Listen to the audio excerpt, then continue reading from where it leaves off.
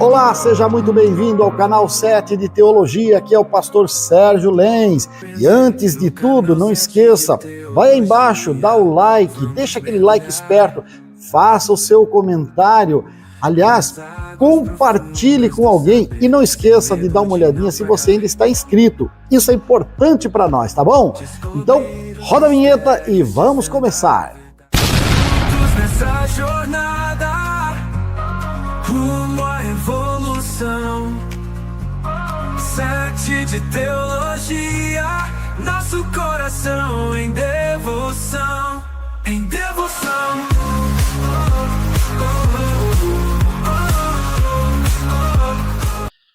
Muito bem, capítulo 4, primeira carta de Paulo aos Coríntios, diz que os homens nos considerem como ministros de Cristo e administradores dos mistérios de Deus. Além disso, é requerido dos administradores que cada homem seja achado fiel. Amém?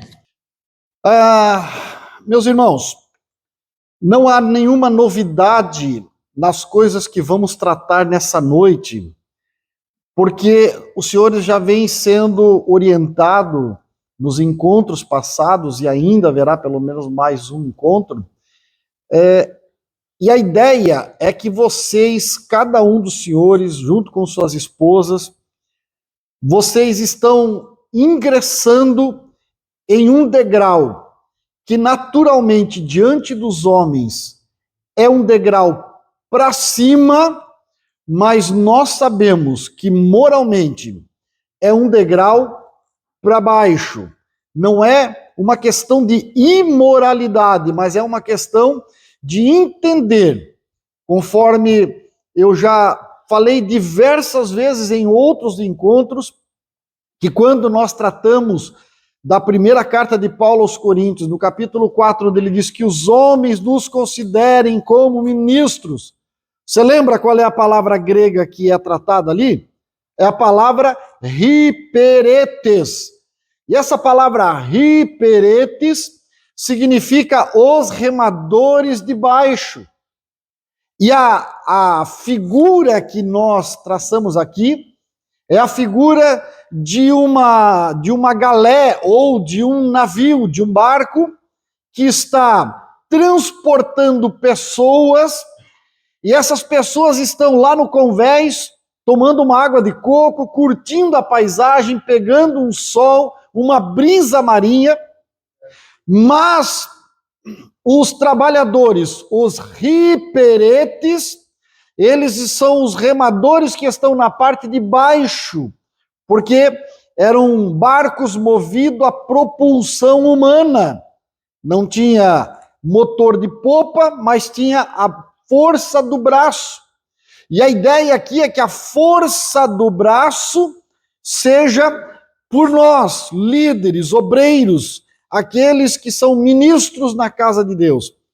Agora perceba que o remador de baixo, naqueles dias, ele estava atado de pé e mão, com correntes, aos remos, ao som de uma batida de tambor e também ao estalo do chicote. Eles precisavam mover os grandes e pesados remos para fazer a galé funcionar, caminhar, navegar. E isso aqui me traz, além das verdades que você mesmo já tem aí pululando no seu cérebro, traz uma verdade que eu tenho falado reiteradamente nos meus vídeos. Os senhores estarão recebendo daqui a alguns dias uma ordenação por parte do nosso pastor presidente. Ele estará confiando aos senhores um título que não é revogável. Gostaria eu que houvesse desordenação para poder livrar alguns irmãos que receberam a ordenação no passado do pecado da mentira. Porque, veja, a sua esposa no dia da ordenação, e os que já são diáconos, os que já são presbíteros, já passaram por isso, a sua esposa segurará a sua Bíblia e o Senhor colocará a mão sobre ela e jurará diante de Deus, com a mão na Bíblia, que o Senhor vai ser fiel a esse ministério. E aí alguns dentre nós, saindo do nosso meio, levaram este juramento para outro lugar, para outro ministério, rompendo e às vezes até falando mal do ministério que lhes conferiu esta ordenação. Para mim, a meu ver, isto configura-se em mentira, porque mentiu com a mão na Bíblia dizendo que seria fiel até o fim.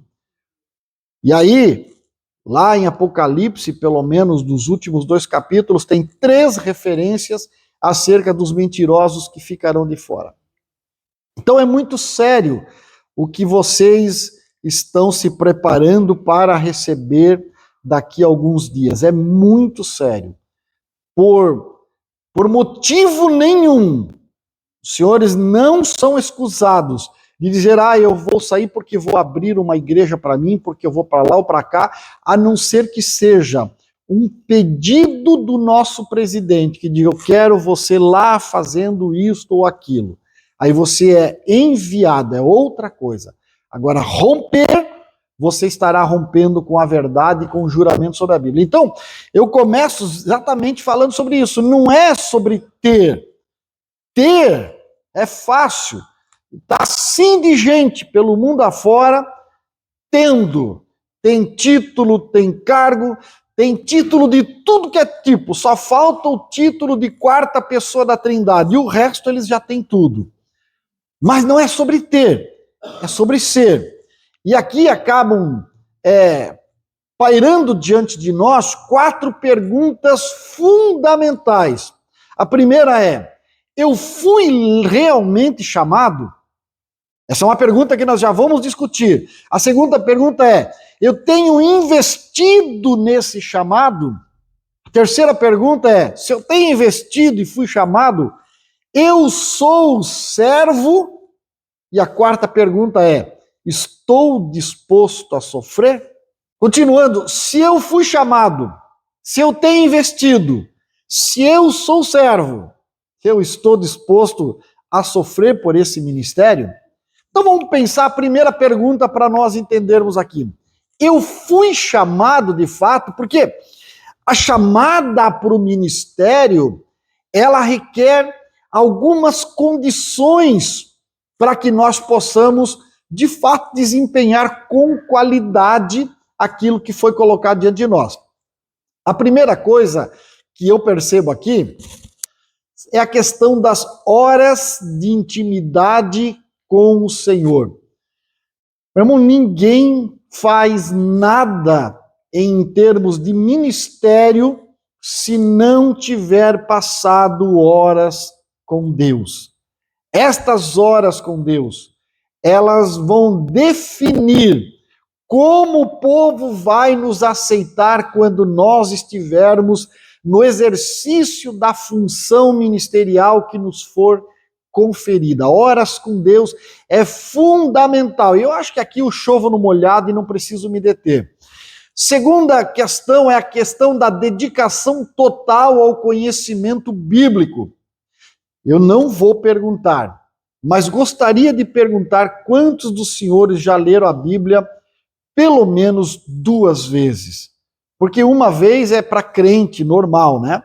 Mas para quem aspira ao ministério 2 vezes, 3 vezes, aliado a alguns livros teológicos, então, dedicação total ao conhecimento bíblico. Ou o senhor ainda apanha quando procura o livro de Sofonias? Então, é uma pergunta, né?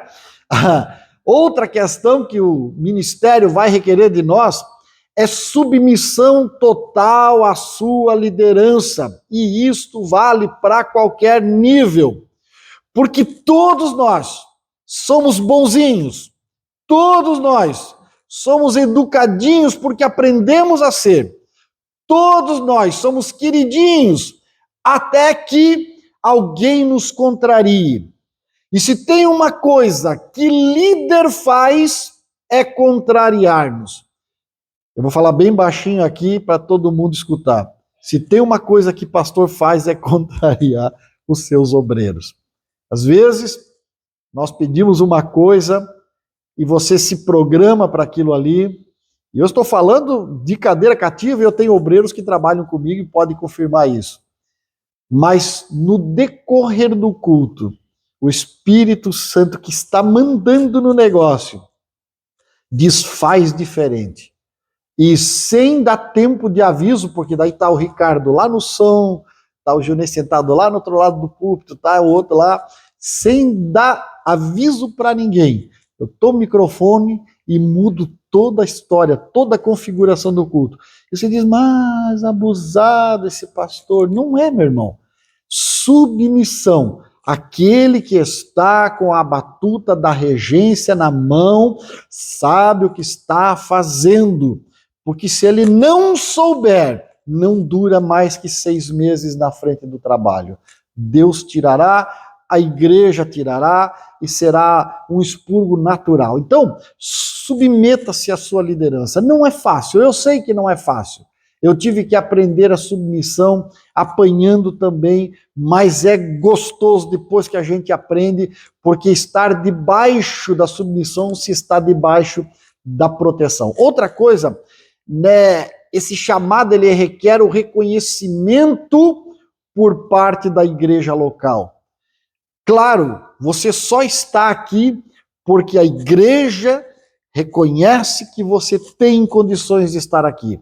Uma vez que a igreja reconheceu, o seu pastor foi pressionado a indicar o seu nome e, naturalmente, você preencheu todos os requisitos para estar aqui. Então, a primeira coisa é a Igreja de Cristo saber, você tem uma chamada, você tem, e a coisa começa a ficar boa no âmbito relacional e o pastor naturalmente acaba sendo informado disso. Outra questão que você precisa ter se você foi chamado é desprendimento do ego. Meu irmão, uma coisa que todos nós gostamos, tal qual cãozinho de beira de estrada, é que alguém passe a mão na nossa cabeça, né? Ai, que lindinho, ai, que grande pregador, ai, que voz maravilhosa, ai, que sabedoria tremenda. É bom, mas e no dia que alguém diz pra gente, você é feio, você precisa estudar mais, você não está pregando legal, não é assim que faz, que fere o teu ego. Você está pronto realmente para se desprender do seu ego? Porque isso é importante. Outra coisa, precisa entender a relação de autoridade espiritual. E autoridade espiritual é uma coisa que nós vamos adquirir com o tempo. Não adianta empanturrar as pessoas com algo que você não tem. Se você não tem, você não deve se meter onde não é chamado. Mais de uma vez, e eu me lembro de uma situação específica quando eu era um presbítero recém-ordenado, o meu pastor do setor me chamou e disse, você vai assumir tal congregação. E eu sabia da quantidade absurda de problemas que tinha naquela congregação. Era pesado. E o que acontece? Eu sabia que eu era novo, eu tinha 3 anos de fé, eu era presbítero já, mas tinha 3 anos de fé. Como que eu ia assumir uma igreja? Eu não tinha autoridade espiritual para tal problema. E eu joguei a toalha, pedi misericórdia, me joguei aos pés do meu pastor, e aí ele olhou para mim assim, bem certinho, eu sabia que você ia se arrebentar. Porque, veja bem, se ponha no meu lugar. Eu ligo a rádio, é você que está ensinando. Eu vou no curso de obreiros, é você que está dando aula. Eu vou na formação de líderes da escola dominical, é você que está dando aula. Eu chego na tua igreja, é você que está pregando. Eu vou no congresso do setor, é você que está pregando. Então você está em todas? Será que esse rapaz é um fominha de púlpito? Então eu vou botar ele com um peso, uma canga no pescoço para ver se ele aguenta. Só que eu não tinha autoridade espiritual para aquilo que ele queria. E eu soube reconhecer isso e dizer, não, ainda não é a minha hora. Depois deu tudo certo na sequência. Bom, por fim, o que ele precisa, lembrar que tem que ter transpiração nesse negócio, né? Vai chegar um momento que você vai ser honrado, vai ter o dia da festa, quem sabe você vai estar à frente do teu departamento, e o pregador, todo mundo vai fazer menção a você, o grupo vai te dar um presente, mas tem dia que você vai chegar e quebrou uma telha, alagou a igreja, e você vai ser o primeiro, quem sabe o segundo, você vai ter que tirar o paletó, guardar a gravata no bolso, arregaçar as mangas, pegar um pano de chão e secar. E vai ser tranquilo, meu irmão. Não tem problema nenhum em transpirar, né? Mas a outra pergunta que nós fizemos é, eu tenho investido? Porque a chamada, ela também requer o preparo. Veja, há um preparo bíblico, essa é fundamental, há um preparo cultural para que você não atravesse as questões culturais e acabe não fazendo alguma bobagem em cima do púlpito, há o preparo educacional, e isso vale em muitas esferas, e eu nem vou entrar nos detalhes porque você sabe bem do que eu estou falando, mas há também o preparo teológico. Eu me preocupo porque às vezes eu escuto coisas tipo, mas eu não preciso de teologia. Teologia é bobagem, teologia é coisa que deixa frio, cabeçudo, não sei o que outro. Teologia não é nada. O importante é ter a chamada de Deus. Então vamos pensar comigo bem rapidinho. Vamos dar uma passeadinha rápida no edifício da teologia. Então você observa que de baixo para cima você tem a teologia exegética, no primeiro andar daí, ou térreo, primeiro andar, teologia histórica, depois você tem a teologia sistemática, você tem a teologia bíblica e tem teologia prática. Aí o cidadão vem e diz para mim, eu não preciso de teologia, mas a teologia exegética estuda sobre as línguas originais, faz a isagogue do Antigo Testamento, que é especial geral, quem é o autor, quem é o cano, inspiração e tudo mais, e trabalha hermenêutica. A teologia histórica estuda o desenvolvimento das doutrinas no contexto da história cristã, examina o conteúdo discutido dentro da história cristã. A teologia sistemática agrupa os principais assuntos doutrinários bíblicos para estudar cada um separado. A teologia bíblica preocupa-se com alguma doutrina bíblica contida só num livro específico da Bíblia. A teologia prática, ela vai compor aí as salas da homilética, da organização eclesiástica, do evangelismo, da liturgia. E aí o cidadão diz para mim, não precisa de teologia. Não insulte a minha inteligência, por favor. Nós precisamos cada vez mais de teologia. Mas vamos pensar um pouquinho mais para frente e vamos pensar na outra pergunta. Sou servo? Porque a chamada ministerial, ela não é um pedestal para nos colocar na parte de cima das coisas e dizer, tá tudo bem, eu agora sou top of mind, sou o melhor de todos, não tem nada. Não. Pelo contrário, a primeira coisa que a chamada vai fazer por mim e por você é dividir o reconhecimento com a equipe. Eu sou o pastor eu estou o pastor da Assembleia de Deus Flor de Nápoles. Mas, meu irmão, se Flor de Nápoles dependesse de mim, com as minhas fraquezas e limitações, a igreja tinha fechado há tempo, muito tempo. Porque eu não consigo nada sozinho.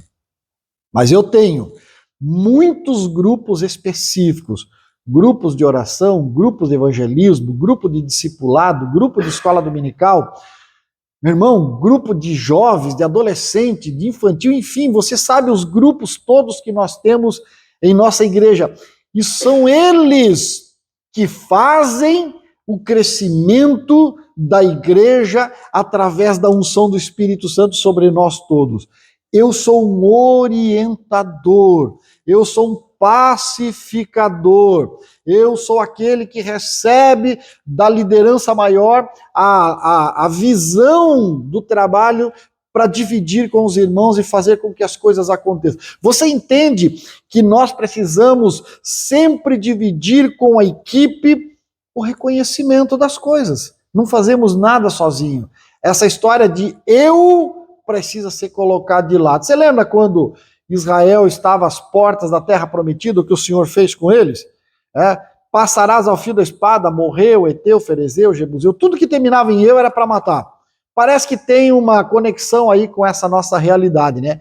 Claro que eu estou forçando a hermenêutica aqui, afinal de contas nós estamos falando de outro idioma, mas lança luz sobre o negócio, tá bom? Outra coisa, se eu sou servo, eu preciso entender que a chamada ministerial exige de mim ser resiliente. Eu diria para você, complete a frase: eu sou brasileiro e não desisto nunca. Ok, mas eu sou mais que brasileiro. Eu sou crente e não desisto nunca. Não pode desistir, não existe essa. Eu às vezes conto aí algumas pregações e hoje eu conto assim já com alguma lamentação dentro de mim. Afinal de contas, quando nós somos novos, nós fazemos algumas bobagens, né? Uma das bobagens que eu fiz na minha vida foi logo no comecinho, assim, as primeiras semanas de crente, eu estava assim, 1000 por hora, voando baixo como um foguete Tomahawk daquele, voando muito rápido. E lá no momento que eu estou na presença de Deus, entre lágrimas, se eu levantasse o dedo, eu tocava em Jesus, de tão presente que ele estava. Eu disse: Senhor, me concede uma petição especial, que eu nunca tenho direito de me jubilar para parar e botar o pé para cima. Eu quero morrer pregando a tua palavra. E eu escutei o Espírito de Deus falar, literalmente naquele quarto: foi anotada a tua petição. E não tem volta, meu irmão. Pela lei, aos 68 anos, eu vou me jubilar, que é a aposentadoria do ministério, mas parar de pregar não vai dar para fazer. Eu vou ter que continuar atendendo e estando presente, ajudando e sendo servo, porque o Senhor não me deu essa liberdade. Afinal de contas, fui eu que pedi. Então, ser resiliente, não dá para desistir. Não, agora eu vou parar com tudo. Eu sei, o pastor me botou à frente do trabalho, mas eu vou entregar. Você não entrega trabalho, meu irmão. Lembre-se disso, você não entrega trabalho. É o teu pastor quem pede o trabalho de você. Você fica até que ele diga: preciso colocar outra pessoa no seu lugar. Seja resiliente. Não é o primeiro problema que você vai enfrentar que vai te dar liberdade para você dizer: agora eu não quero mais, eu vou largar tudo. Nós não estamos num jardim de infância. Isso aqui não é um bando de menininha assustada.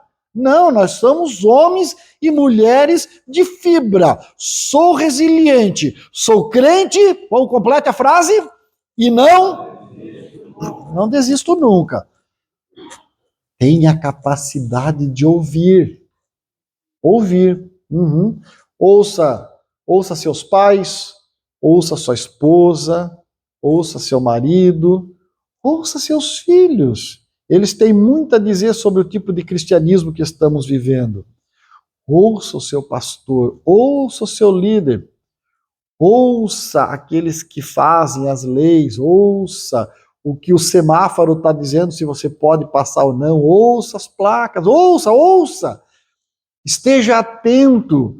Às vezes, por querer fazer as coisas do nosso jeito, nós não temos a capacidade de ouvir.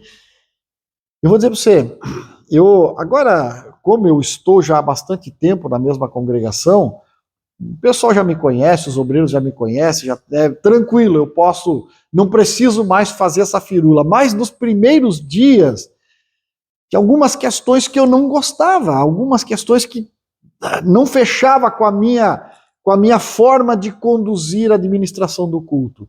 Então o que eu fazia, como eu fiz em todas as igrejas, acabava o culto, eu chamava os interessados, ia tirando o paletó, a gravata, regaçando a manga e dizendo: agora não é mais o pastor.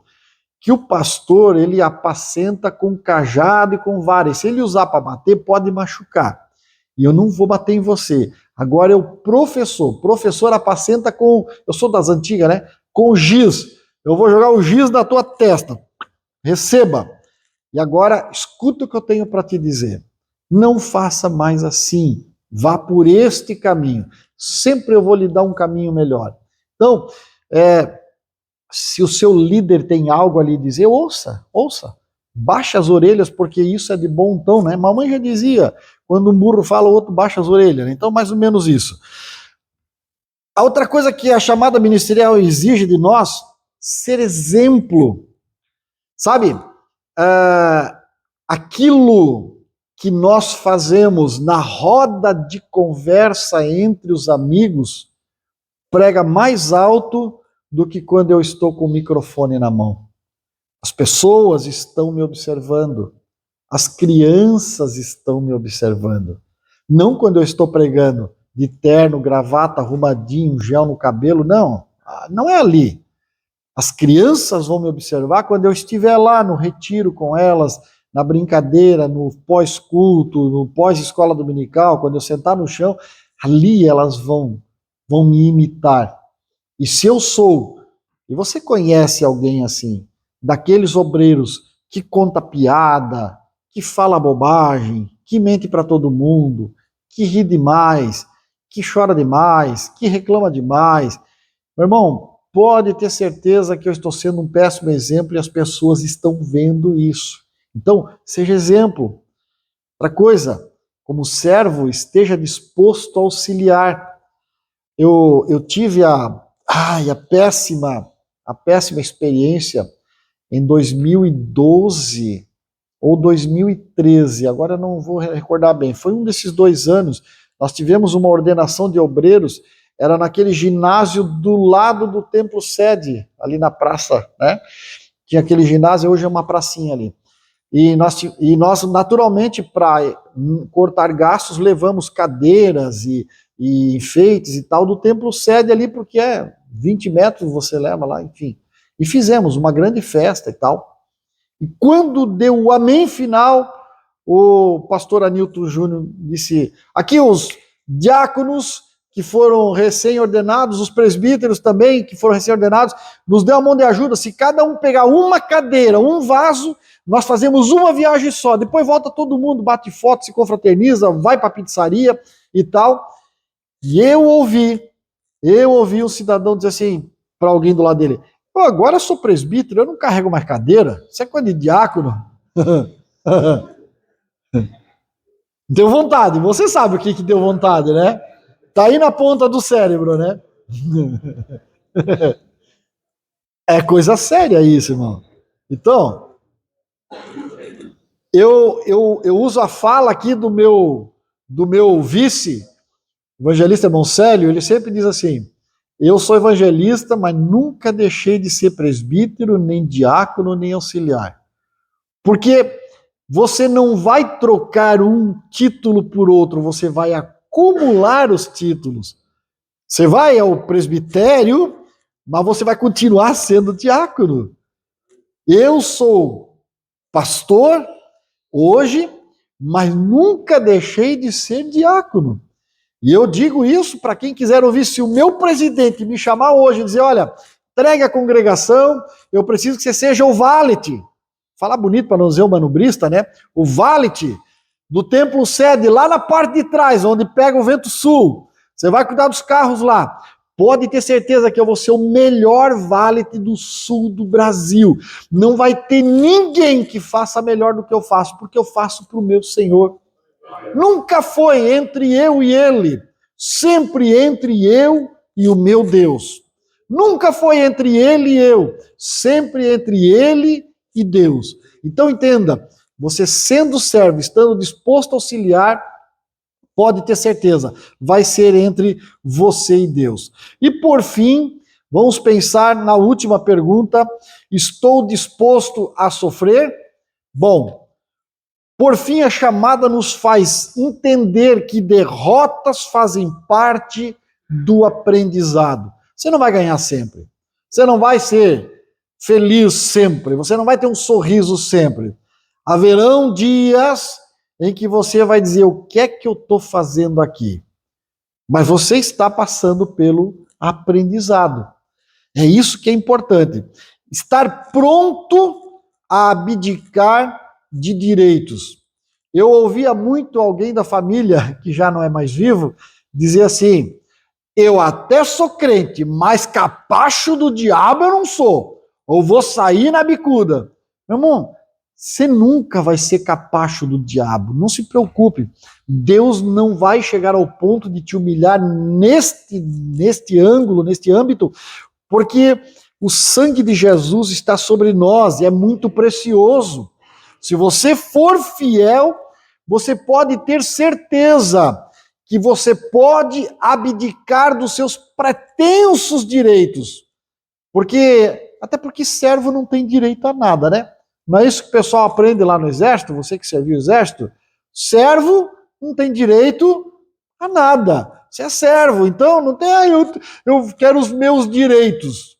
O único direito que você tem é ficar quieto, trabalhar, né? Dizer sim, senhor. São esses os direitos do servo. Entenda isso. Vai ficar mais fácil a sua vida. E ainda dá tempo de você desistir, né? Dá tempo de desistir. Vai só, como diz o pessoal lá do BOP, pede para sair e garra a porta e vai embora, né? Mas se não, você está abdicando dos seus direitos aqui, tá bom? Aceitar também que o modus operandi divino às vezes frustra o nosso ego. Eu vivi 40 anos em Joinville, os primeiros anos de ministério, naturalmente, foi lá. E nas 200 igrejas que tinha em Joinville na época, eu preguei em todas, em congresso, preguei em todas elas, 10 anos de programa de rádio, dirigi algumas igrejas, obreiros todos, curso básico, médio, avançado, bacharel na faculdade, praticamente todos daquela geração foram meus alunos em alguma esfera. Então, mais conhecido que pãozinho francês, né? Aí o meu presidente dizia: eu preciso de você em Navegantes. Eu quero que você tem que ir para lá e precisa fazer uma troca e tal. Sim, senhor, o senhor mandou, estamos indo. Pegamos a mudança, fomos lá. Cheguei em mudança, meu falecido pastor Amaury Geraldo já dorme no Senhor. Ele olhou para mim, fez assim, com o bigode, assim, deu uma cheirada no bigode assim: meu filho, eu tenho muita pena de você. É, pastor, por quê? Porque você veio para ser o meu segundo aqui na sede, e segundo não é nada. É só um enfeite de púlpito. Eu disse: pois é, pastor, mas pensa num enfeitezinho bonitinho de olhinho azul, que coisa mais querida. Tem que levar a esportiva, né? Não tem problema nenhum. Mas, veja, eu fui o melhor enfeite que Navegantes teve naqueles 4 meses de púlpito. Depois de 4 meses, ele foi mudado para Penha e disse: eu vou te levar junto. Sim, senhor, vamos junto com o senhor. Fui com ele para Penha, fiquei mais 1 ano e pouco lá, e fui o enfeite de púlpito mais bonito que tinha na cidade da Penha, naquele ano que eu estive lá. Entenda isso. Nós precisamos entender que algumas vezes, inclusive naqueles dias da igreja da Penha, tenho amigos e irmãos que dizem para mim: ô Sérgio, você não é evangelista? Sim, na época era evangelista ainda. E você não sabe pregar? Sei pregar também. E por que você não prega? Porque talvez não é a minha hora de pregar. Não sou eu que vou discutir com Deus. Não, mas por que você não fala com o pastor? Eu? Imagina! Eu estou debaixo da autoridade do meu líder. Enquanto ele não quiser que eu pregue, eu não prego. E está tudo bem. Mas veja, se eu fosse olhar pelo lado humano, eu ia dizer: legal, vim para cá para quê? Para ser enfeite de púlpito. E eu que preguei tanto assim, tantos lugares, fora do estado, no estado. Entenda, Deus trabalha de várias maneiras. E se ele precisar amassar o vaso e começar de novo, ele vai fazer, e vai fazer bem bacana. Vai ficar bem legal, entendeu? Então, é isso mesmo. Prepare-se, inclusive, para terminar a sua jornada abandonado ou sozinho. Lembra do apóstolo Paulo? Todos me abandonaram. Entenda. Por mais que seja bacana, e eu gosto, eu sei que você também gosta, de ser honrado, de receber presente, de ser convidado para o churrasco, enfim, tantas coisas boas que podem acontecer no ministério. Mas isso não pode me definir. Isso não pode me mover. Eu preciso ter na minha cabeça que eu estou fazendo para o meu Deus. Só para Ele. Só para Ele. O Paulo, o escritor da maioria dos livros do Novo Testamento, o grande apóstolo dos gentios, termina praticamente sozinho, e um belo dia alguém está passando a limpo lá as folhas que estão pendentes, e diz, e esse Paulo aqui, o que deu com ele? É umas questão judaica lá, de lei, ele apelou para César. César não tem nem tempo. O Verdugo tá sem fazer nada, tô. O machado tá afiado, tá? Vai lá e corta a cabeça do Paulo. Foram lá, botaram o Paulo no picadeiro, cortaram a cabeça, acabou. No lugar do Paulo, você diria o quê? Tá, Jesus, mas e aí? Eu vou terminar igual Moisés, sem ver a terra prometida? O que é isso? No lugar lá do que foi apedrejado, do Estevão. Tá, Senhor, agora eu sou o primeiro pregador, já ganhei os primeiros crentes de fora do núcleo Jerusalém, e agora eu vou terminar apedrejado. É assim mesmo. É assim mesmo. E quando você pega a história, muitas vezes, na Idade Medieval, a Roma colocava cristãos amarrados a postes, embebidos em óleo, para servirem de tochas humanas para iluminar a cidade. E é assim que muitos terminaram. Então, pode ser que você e eu terminemos honrados, agraciados, com muitos presentes. De vez em quando eu tenho testemunho de amigos que vêm e dizem, olha, eu estava sem carro, Deus moveu o coração de alguém, foi lá e me deu um carro zero, tá aqui o carro, estou andando com o carro. Nós tivemos lá agora, recente, um amigo meu que esteve pregando para nós, Deus mandou uma pessoa não crente para me dar 60 mil reais para comprar um carro. Nós fomos lá e compraram um carro, compraram um Creta bonitão lá e tal. Legal, bacana. E eu já passei por isso mais de uma vez, de ganhar presentes que eu não tinha condições de comprar. Mas isso aqui é a exceção à regra, tá bom? Então, para a gente entender como é que funciona isso, eu gosto de pensar assim, ó, uma observação interessante. A igreja de Cristo, ela origina-se, ela vive e ela é perpetuada por meio da pregação da palavra de Deus. Logo, o que é notório? A importância de uma ciência que capacite o obreiro a pregar a palavra de uma forma que alie técnica e unção do Espírito Santo. Unção é tudo que nós precisamos, mas unção sem técnica vira uma coisa anômala e estranha.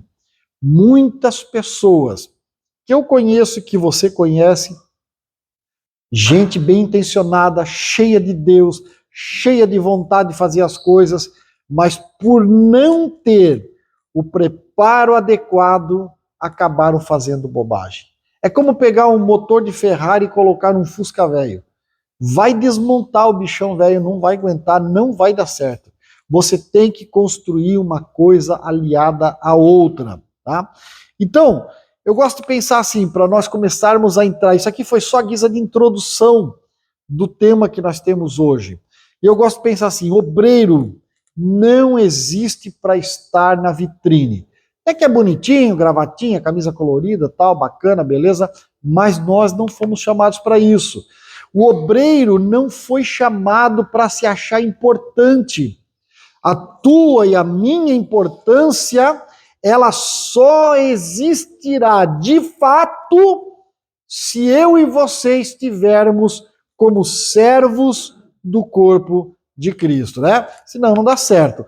O obreiro também não foi chamado para impor.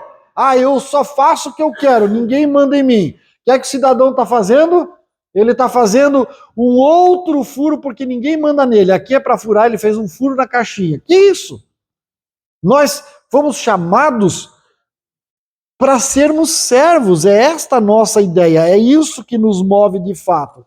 Então, concluindo, nós somos chamados para servir. Então é o que Jesus inclusive falou, o maior entre vós deverá ser o seu servo, tá bom? Aí nós passamos por uma outra fase. Cuidado, porque você vai conviver com o babão. E o babão é perigoso, é falso e é invejoso. Você sempre vai cruzar com essa gente na tua frente. Mas fique na tua posição. Por quê?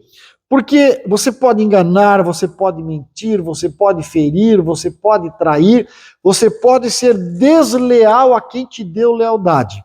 Mas, uma hora, o mundo gira.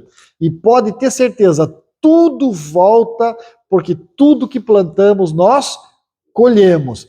Nada passa batido. Nem o que você fez de bom, nem o que você faz de ruim. A lei do retorno acaba devolvendo tudo que você fez ou faz ou fará por alguém. E aí vem a pergunta: isso nos assusta ou isso nos conforta? Porque se conforta, nós estamos bem, né? Lembrando sempre que ativismo religioso não é vida com Deus, né? E, infelizmente, eu vou confessar como um pecado coletivo, todos nós, em alguma esfera, nós vivemos ativismo religioso. Então, tomar cuidado para estar mais na presença de Deus e menos envolvido com aquilo que nos tira da presença dele, tá bom? Vamos começar então, de fato. Seu sonho é pregar a palavra com poder e unção e ser um pregador de fato? Uma pergunta que nós precisamos responder. Ser um pregador com unção, com eloquência, com capacidade. Eu sempre me lembro de uma situação de um amigo meu, muitos anos atrás.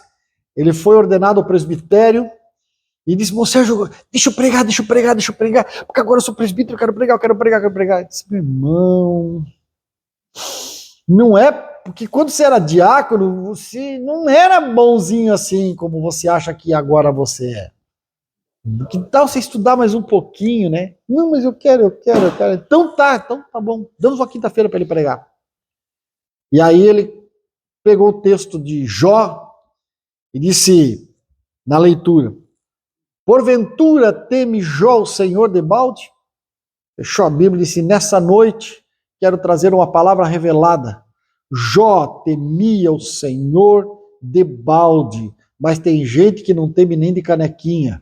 Tem uns que nem dá um dedal de temor. O que faltou pro meu irmão lá? Um dicionário de R$1,99. Basicão, debalde, sem razão, sem motivo, né? Então, essas questões, elas são complicadas. E aí, quando as coisas não acontecem, o que o cara faz? Ele apela para gritaria. Faz um zumbido de abelha para cá, para lá e tal. Mas olha, a exposição não pode ser confundida, né? Eloquência com gritaria, com barulho, com desordem, não dá para ser assim. O que Paulo aconselha para o Timóteo?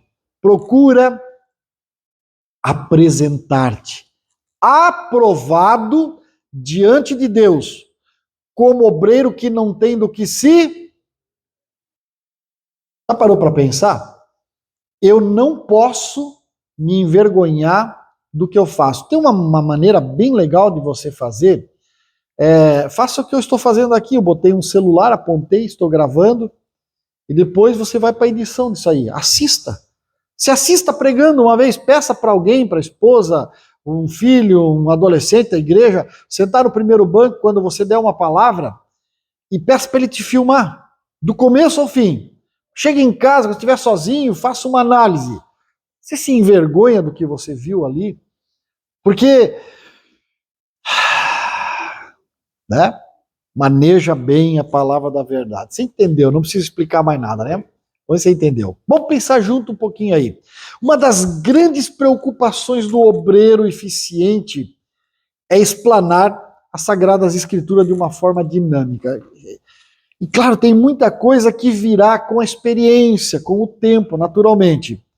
Mas nós não podemos jamais deturpar o texto bíblico. O que eu tenho dito para novos pregadores, jovens que estão chegando aí?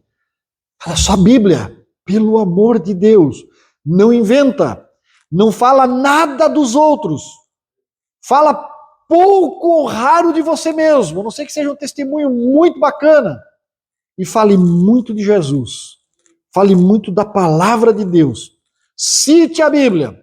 A Bíblia não tem contraindicação, é como o chazinho de camomila. O recém-nascido toma, o velhinho em terminal toma, o forte toma, o fraco toma, o gordo toma, o magro toma. Todo mundo toma chá de camomila e não faz mal. Então cite Bíblia. Só vá para as aplicações, para os meandros da palavra, para as minudências do texto, quando você tiver completo domínio disso. Só vá para as aplicações pessoais quando você tiver tal intimidade com Deus, que seja Ele de fato quem fale ao teu coração e você possa dizer, essa palavra está dizendo assim, e isso aqui, na aplicação prática, Deus manda falar com alguém assim. Aí vai ficar bacana. Mas isso toma tempo, e isso demora até que tenhamos experiência, até que você tenha esta experiência com Deus. Fale de Bíblia. Bíblia não tem contraindicações. Eu posso dizer para você, como pastor, como professor, como formado, pós-graduado, como experiente na palavra, eu posso dizer uma coisa para você. Se você, mais simples que você for, pregar a Bíblia, eu te escuto uma noite inteira. A partir do momento que você começar a falar a história da carochinha, como o povo diz aí, encher linguiça, né? Quando começar a fazer, eu vou me levantar e vou me embora. Se eu for dirigente da igreja, eu vou ter que ficar, né? Mas depois você vai me escutar, tá bom? Então, saber comportar-se no púlpito diante da igreja também é lema de obreiro que procura ser eficaz. E para isso é necessário que esse obreiro recorra a pelo menos 3. Eu trouxe 4, tá? Tem exegese, hermenêutica, tem homilética e tem oratória. Se der tempo, nós chegamos na oratória. Se não der, eu vou deixar só como texto para vocês. Essas disciplinas que vão preparar você para você entender o que está fazendo aqui. Então, a primeira questão é da exegese. Veja, essa palavra exegese significa extrair do texto. O que mais os pregadores dos nossos dias fazem é uma outra palavra, é eisegese. Em vez do X ali, tem o I e o S. E eisegese é colocar no texto, não é extrair do texto. Então a diferença, você lê a Bíblia, você explana a Bíblia e você extrai dela uma verdade. Agora, a exegese, você lê a Bíblia, você explana a Bíblia e você coloca os teus pensamentos, as tuas filosofias, as tuas ideias, para tentar, inclusive às vezes deturpando o texto, e impor uma doutrina que você sonhou na sua cabeça. Então, a primeira tarefa da exegese é aclarar situações descritas no texto, ou seja, redescobrir o passado bíblico de tal forma que o que foi narrado nos textos se torne transparente e compreensível para nós que vivemos em outra época, em outra circunstância e em outra cultura. Eu gosto muito, para você que já fez o curso básico de teologia pelo livro da Refidim, eu gosto muito de extrair, eu acho que é lá na página 14, as 4 análises que você precisa fazer para fazer uma hermenêutica, uma exegese completa. E essas 4 análises, você precisa, principalmente se você for um obreiro novo, ter anotado na contracapa da sua Bíblia, para quando você for preparar uma palavra em qualquer esfera, em qualquer encontro, você obedeça essas 4 verdades. A primeira delas é fazer uma análise histórico-cultural. Então, você pegou um texto que te chamou a atenção, vai falar sobre ele. Analise a história, analise a cultura. O que é que esse texto nos revela lá na época em que ele foi escrito, para quem ele foi dirigido? O que a cultura, o que a história falava? Só fazendo essa análise, você já tem pelo menos uns 15 minutos de pregação aí, garantido, só fazendo análise histórico-cultural. Daí você vai fazer uma análise lexicosintática. Para alguns que fugiram das aulas de língua portuguesa, não é nenhuma sopa de letrinha, é tranquilo, tá? Análise lexicosintática nada mais é do que unir o estudo do vocábulo em relação à frase. Sabe aquela coisa de identificar os verbos, os sujeitos, pronomes? Essa coisa aí, de não pegar lá o Jó, temer debalde, pegar a palavra debalde e pensar uma coisa quando ela é outra, pega um dicionáriozinho, dá uma olhadinha, palavra por palavra. Hoje, meu irmão, vou dizer uma coisa para você, hoje está muito fácil de pregar e citar textos originais. Primeiro que nós temos Bíblias com nota de rodapé, Bíblias de estudo que já faz isso para você. Daí você tem Bíblias digitais. Você paga um pouquinho, o programa da Olive Tree, por exemplo, que para mim, eu gosto demais, eu me acostumei com ele, porque eu divido a tela do iPad, metade Bíblia, metade é o texto que eu vou falar. Então, e eu tenho várias versões de Bíblia e vários livros exegéticos ali na minha biblioteca de livros. Então, o meu iPad hoje, ele faz a função de tudo isso aí. Eu me lembro quando eu saía para pregar em congresso de jovem, congresso de irmãs, Santa Catarina fora aí, eu levava minha mala de roupa, minha esposa levava a mala de roupa dela, e eu levava mais uma mala pequena com livro, dicionário, livro de exegese, Bíblias, várias versões, levava ali junto. Porque chegava lá, às vezes pediu, sábado à tarde, domingo de manhã, você dá a escola dominical, você dá uma palestra para nós com um tema específico.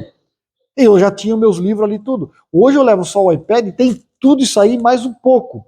Então, investe um pouquinho, é um pouquinho caro, claro, mas você encontra hoje tablet aí, o Samsung a R$1.000, até usado no mercado comum aí, você encontra. Aí você baixa os livros. Não sabe onde baixar? Me procura. Não tem problema, tomamos um café junto, faz um cafezinho, me convida, eu vou lá tomar um café com você. Hoje eu nem estou tomando café, estou mais barato, tomo um chazinho. Então, e eu coloco os livros todos para você ter ali. Meu irmão, aí você tem uma Bíblia digital, e aí você vai clicar o dedinho em cima da palavra, ele já vai abrir uma caixa de texto dando toda a explicação.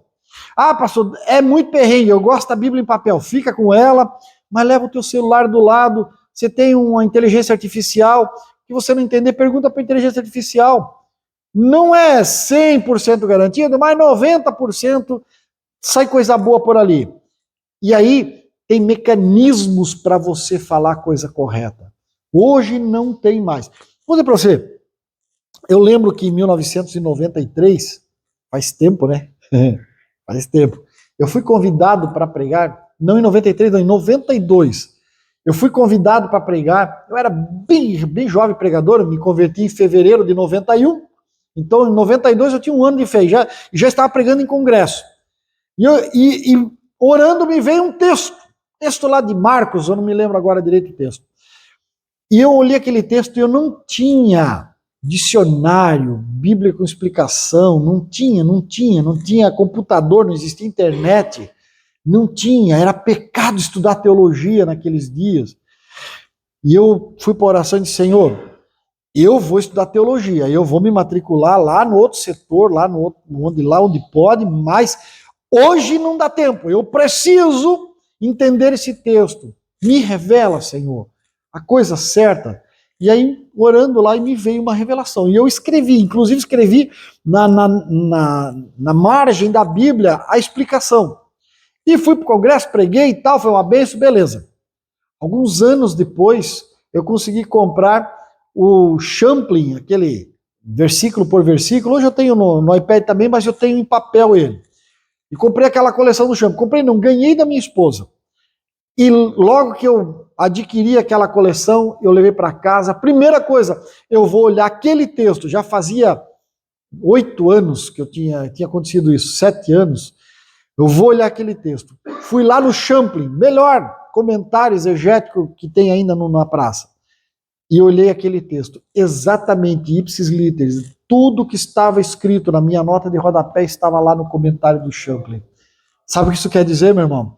Que quando não tiver recurso, Deus será o meu e o teu recurso. Mas hoje, tendo recurso, o Espírito Santo não vai te falar nada não, porque ele não ajuda mandrião, tá? Então, vá fazer a lição de casa. Outra análise que nós precisamos fazer é análise literária ou contextual. E ela procura observar o texto dentro da sua estrutura narrativa, ou seja, o texto dentro do contexto, para você não arrumar um pretexto. Então, vai entender se você está falando de livros históricos, lá do começo do Antigo Testamento, ou se você vai falar dos poéticos, de Jó até Cantar Salomão, se você está falando dos livros dos profetas, os profetas maiores, os profetas menores, se é evangelho, em que cultura literária aquele texto está, porque senão você vai pegar lá um salmo que está escrito, felizes os que pegarem os filhos dos ímpios pelos pés e dar contra uma pedra até matar. Você vai criar uma doutrina disso aqui, vai dizer, isso aqui é a Bíblia, irmão, é a Bíblia está falando, nós vamos matar os filhos dos ímpios tudo. Vai entrar numa escola e vai fazer uma bobagem. Não, está errado, não é assim. O texto, ele tem todo um contexto literário, tem todo um contexto para uma época que se pensava em guerras que se faziam com inimigos que invadiam, tem todo um contexto que não cabe para os nossos dias. Mas se você não entender o contexto, a análise literária, e aí você vai fazer uma bobagem, né? Aí temos a análise teológica. Depois de ter feito léxico-cultural, depois de ter feito a análise histórico-cultural, léxico-sintática, a literária contextual, depois de fazer todas essas análises, aí sim, se pergunta, por que que o Senhor me revelou esse texto? Qual é o teu objetivo, Deus, para que eu entregue para a tua igreja? Sabe por quê? Porque meu amigo Dr. Esdras Costa Bento contou-nos uma vez certa experiência. Ele estava numa congregação e aí o cidadão empolado, né, terno bonito, gravata colorida, sapato bicolor, assumiu com uma voz impostada, assim, falando bem grosso, e disse, nesta noite quero vos falar dos 3 poderes constituídos. E todo mundo pensou, Pai, o Filho, o Espírito Santo, a igreja já querendo subir pelas paredes igual lagartixa. E o homem, sóbrio, vou falar do poder executivo, legislativo e judiciário. E fez uma descrição minuciosa dos cargos que cada um se oferece, das atribuições do poder legislativo, judiciário, executivo, 45 minutos depois, a igreja estava assim, ó. E aí eles soltam uma pérola. Eu não sei o que está acontecendo com esta igreja. Essa igreja sempre é de fogo, de barulho, mas hoje parece que está um peido. Olha a pérola do homem. Ele acabou com o culto e ainda larga uma pérola dessa. Entende, irmão? Você e eu, quando vamos pregar, podemos fazer todas as análises, aliás, devemos fazer todas as análises possíveis, mas termine dizendo, Deus mostrou-me, Deus revelou-me, Deus deu-me uma palavra baseado nisto que falei aqui, para alguém a palavra é esta, e seja eficaz, certeiro, acerte a alma, porque é uma alma, e ali nós estaremos decidindo a eternidade de pessoas. Por isso da responsabilidade que nós temos nesse trabalho. Bem, o que é a hermenêutica, então? A regra fundamental é a Bíblia é a sua própria intérprete. Se a Bíblia traz um assunto uma única vez, dentro de um contexto específico histórico, cultural, aquilo não é doutrina. É uma circunstância relatada ali apenas para conhecimento nosso, mas não serve de doutrina. Uma doutrina precisa ser amparada por pelo menos mais 2 ou 3 textos, de preferência mais ainda, né? Então, você não pode ignorar ou violar princípios simples e racional. Se fizer isso, vai fazer bobagem. Esta é a regra das regras, porque desta, que é fundamental, se depreendem as outras várias e dela nascem naturalmente, tá? Então, esta é a ideia que nós precisamos entender. Os judeus, para rejeitar a Cristo, os judeus rejeitaram porque eles não conseguiram entender a hermenêutica, a regra fundamental da Bíblia, explicando a Bíblia. Os papistas, fazendo todos os erros que cometeram ao longo dos séculos do papado, as matanças, enfim, os espíritas com a sua errônea reencarnação, os russelitas com os seus erros blasfemos, tudo criado a partir de textos fora do contexto. Você pergunta a mim, pastor, qual é a hermenêutica perfeita? Pois bem, eu digo para você, se você olhar lá no canto, o que é o texto ou a gramática que você está analisando? Então, o que é que você está lendo aqui? Texto X. Aí ele amplia. Quem falou? Esse é o chamado contexto imediato. Se amplia um pouco mais. Por que esse texto foi citado na Bíblia? É chamado contexto maior, tem que se coadunar com outros textos. Quando aconteceu?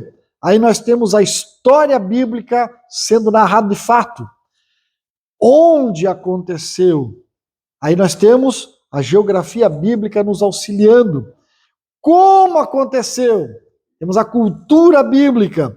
Aí o emissor pode dizer, assim diz o Senhor. Só depois de passar por todas estas perguntas e respostas, você pode chegar ao ponto de dizer, assim diz o Senhor. Vamos pensar na homilética? Eu gosto desse quadro, eu chamo de quadrilátero homilético. Por quê? A homilética tem esses 4 objetivos. Primeiro, ela aprimora o nosso conhecimento. Segundo, ela desenvolve a arte da expressão. Terceiro, ela desenvolve a nossa vida espiritual. E, claro, desenvolve o nosso raciocínio.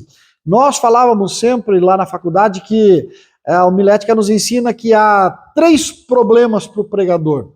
Aliás, tem o probleminha, o problema e o problemão. Você já viu isso? O probleminha, o que é que eu vou falar diante da igreja quando eu estiver com o microfone? O problema, quando é que eu vou chegar diante da igreja e como é que eu vou me portar? E o problemão, como é que eu paro de falar?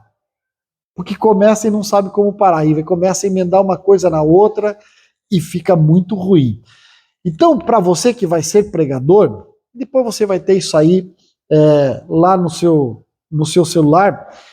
Eu gosto dessa estrutura perfeita de uma mensagem bíblica, tá? É uma estrutura que nós podemos usar como exemplo. Então você tem lá em cima o texto bíblico, naturalmente você vai citar na sua pregação. Vamos ler a Bíblia.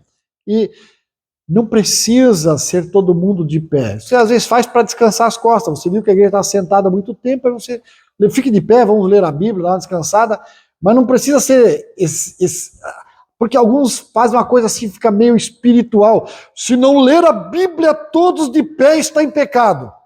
E às vezes tem um irmão lá que está um cadeirante, né? Não fica de pé naturalmente, e você não fica todo mundo de pé, fica de pé. Não, meu irmão, relaxa. Quando eu estou estudando em casa, às vezes eu estou até deitado no sofá, deitado na cama, e estou lendo a minha Bíblia. Não tem problema, não espiritualiza uma coisa que é natural. Se coloca a igreja de pé, às vezes, para chamar a atenção, às vezes está meio disperso o ambiente, está conversando, muito tempo sentado, dá aquela esticada, tal, pá. Então, vamos ficar de pé todos aí, todo mundo chama a atenção, opa, acabou o momento da conversa. Vamos ficar de pé, vamos ler a Bíblia. Mas se o dirigente te entregou com todo mundo sentado, leia a Bíblia e continue a sua vida. Não precisa espiritualizar esse negócio, tá? Então, texto bíblico, citado a pregação. Tem uma tese, que é o tal do tema que vai ser abordado. Esse você não cita na pregação. Você apenas anota para você mesmo.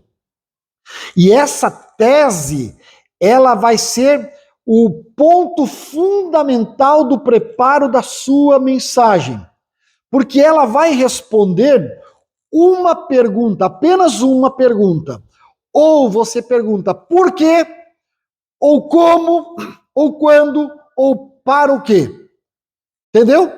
Então, por exemplo, você vai lá, João 3,16. Deus amou o mundo de tal maneira que deu seu Filho unigênito para que todo aquele que nele crê não pereça, mas tenha a vida eterna. Você pergunta, por quê? E os 3 pontos da sua tese ou do desenvolvimento da sua mensagem vai ser respondendo, por que Deus amou o mundo de tal maneira? E você vai, essas respostas serão os 3 pontos, 2 pontos, 4, no máximo, aí o ideal é 3, dá um tempo bem bacana. Tá? Mas se for um estudo bíblico, você pode fazer até mais. Mas por que Deus amou? Ou então você pergunta como? Como Deus amou o mundo? Ah, ele amou dando seu filho. Ah, ele amou humilhando-se a si mesmo. Ah, ele amou tolerando-nos como pecadores. Enfim, você tem a resposta. A resposta são os tópicos da sua mensagem. Quando Deus amou o mundo de tal maneira? Ou desde os tempos eternos, quando planejou, quando ele enviou a nascida de Maria e tal, quando ele permitiu Jesus morrer por nosso pecado. Pronto, quando? Já tem a resposta, 3 pontos da sua mensagem. Ou para o quê? Então, a pergunta vai ser, para o que Jesus morreu no Calvário por nós? E as 2 ou 3 respostas serão os tópicos da sua mensagem. Nunca, observe, nunca você vai fazer 2 ou 3 perguntas. Uma pergunta só. Você vai fazer 2 ou 3 respostas a partir dessa pergunta. Por quê, como, quando, para o quê? Ok? Ficou bem fácil, você já tem a tese. O título da sua mensagem pode ou não ser citado. Eu dependo do local, do momento, eu não cito título às vezes. A igreja mais pentecostal, mais simples, povo mais simples. Se você já... O título da mensagem que você quer pregar é Jesus está aqui. Vai ter alguém ali que vai rejeitar a sua mensagem. A palavra não vai entrar no coração da pessoa, porque ele vai olhar para você e vai dizer... Esse pregador metido a boba aí, vai me dar título de mensagem, prega a palavra, dá. Gente mais simples. O que Paulo diz? Leite vos dei de beber. E outra passagem, o que ele mais vai dizer? Não servir carne porque vocês não podem comer carne. Se comer carne escandaliza teu irmão, não coma carne. Você entende essa fala de Paulo? Então, às vezes você cita o título, às vezes você não cita, deixa para você guardadinho lá bonitinho, tá? Objetivo geral, você não cita, mas você pode escrever alguma coisa para você fazer uma boa introdução, tá? Objetivo específico, você também não cita, mas ele vai te dar o norte, porque você já viu muito daquele pregador que lê João 3,16, daí ele vai para Apocalipse, aí ele volta lá para as epístolas de Paulo aos Coríntios, falando sobre problema na igreja, daí ele vai para a chamada de Davi, a unção de Davi ao reino, daí ele vai lá para a formação do homem no Jardim do Éden, daí ele volta lá para o cego de Jericó e faz uma salada, faz um passeio bíblico, um negócio. Tá, mas com objetivo? Onde que ele queria chegar? Então, se você anota para você objetivo específico, hoje Deus falou comigo que Ele quer mostrar a alguém que Ele ama, essa pessoa está por um fio de vida e Ele quer mostrar que ama Ele. Então eu vou fazer uma mensagem explicando como é que Deus amou o mundo de tal maneira. E o meu objetivo específico é falar que Deus ama o homem, mesmo na pior situação, e que esta não é a última vez, porque Deus está dando uma porta aberta. Você anota e você fica no teu objetivo. Mesmo que você divague, porque às vezes você anota alguma coisa e o Espírito Santo muda na hora. Pô, não pode mudar? Pode ou não pode? Pode. Ele é Deus, é Ele que manda.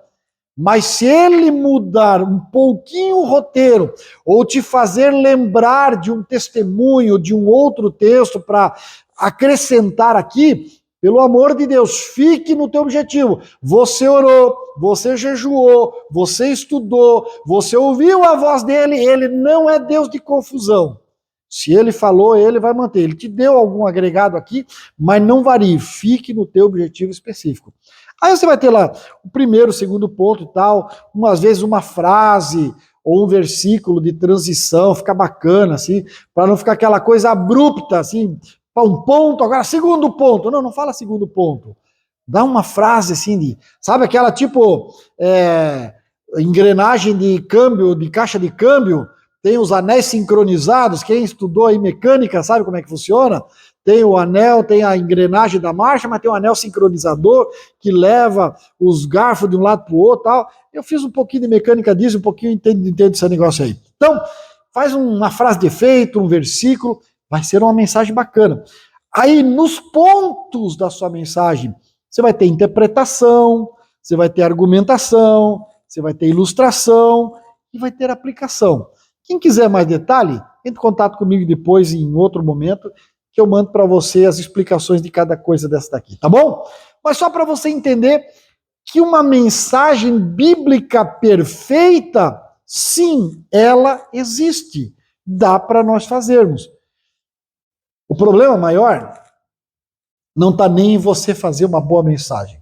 O problema está em o líder que dirige o culto, que não precisa ser necessariamente o pastor, mas alguém indicado por ele, se deixa levar pela emoção. Aí tem 25 irmãozinhos querendo cantar um hino especial. E todos os 25 cantam naquela noite, né? Aí tem mais 14 que querem dar um testemunho. Um testemunho. Às vezes tem um testemunho bacana. Mas 14 não, né? E aí tem ainda um dirigente, e eu falo isso para alguns obreiros, aí eu já falei para alguns, não enrola, não fica conversando com a igreja entre um hino e outro. Você levantou a igreja, paz do Senhor, igreja, Deus abençoe você que pôde chegar aqui nessa noite, nessa tarde, nessa manhã, enfim, que bom que Deus te trouxe aqui, vamos orar para Deus abençoar esse nosso culto, esse nosso encontro, essa nossa reunião, essa nossa escola, enfim, vamos orar, ora e acabou, se passa, deixa a coisa correr. Então você fica muito ali, fica amassando barro, amassando, deixa a palavra fazer isso, meu irmão. Você está dirigindo o culto, o pastor te deu para dirigir, eu tenho uma dificuldade, irmão. A minha esposa briga todo o culto comigo. Você tem que colocar os outros obreiros para dirigir o culto também. E é verdade, tem que colocar, mas aí já me dá vontade de bater nas orelhas de um, que eu dou lá para ele. Chega, meu irmão, vamos ouvir a irmã Carminha cantar. Irmã Carminha, que bom, Deus abençoe, com essa irmã 150 anos, né? Cantávamos junto naquela época, lembra? Aí fica batendo papo com a igreja, irmão. Pelo amor de Deus, nós só temos 1h30 de culto. Não faz isso com a minha inteligência, não me insulta. Então, vamos ouvir fulano, Deus abençoe, que bom. Próximo, vamos, a banda vai cantar e tal. Dinâmico. Eu sempre digo, pegue o microfone como se fosse a última vez. Como é que você quer ser lembrado na última vez que você falar com alguém? Me lembro ainda da última palavra que ele deu para mim. Está aqui no coração fervendo. Ou a pessoa vai dizer, meu Deus, ainda bem que foi graças a Deus. Jesus recolheu para dar espaço. Estava igual quando planta couve, nasceu tudo junto, estava mirrando todo mundo. Não, né? Tem que tirar para dar espaço. Não, meu irmão, não faz isso. Não faz isso. Seja dinâmico, postura. Você é homem de Deus, às vezes pode até ser mulher de Deus. Postura, pega o microfone, entone a voz, fale com graça, com unção, com ousadia. mesmo que as pernas tá batendo uma na outra. Vou confessar um pecado ao público aqui. Eu prego pelo Brasil inteiro, irmãos. Quando eu prego na frente do pastor Ezequiel, as minhas pernas tremem até o outro dia. Por quê? Eu já trabalho 14 anos com ele, mas o homem tem autoridade de Deus, tem unção, tem graça. E aí não tem, meu irmão, se você não tremer as pernas diante de um homem desse, você tá mal mesmo, você tá feio, né? Bom, algumas faltas ocasionadas pelo não uso da homilética, né? Primeira é a falta de preparo do pregador. Na maioria das vezes, a pregação pobre tem sua raiz na falta de estudo. Muitos julgam ter condições de preparar uma mensagem bíblica sem dedicar muito tempo, ou sem o árduo trabalho exegético e estilístico. E eu sempre digo, né? Quando falta Bíblia, sobra criatividade, né? Outra questão é a falta de unidade corporal na pregação. Se eu ficar aqui como uma estátua, daqui um pouco as crianças vão me apelidar do Padre Sérgio, né? Não, também não posso ficar correndo para lá e para cá, dando salto triplo mortal no ar, que vai ser uma coisa estranha.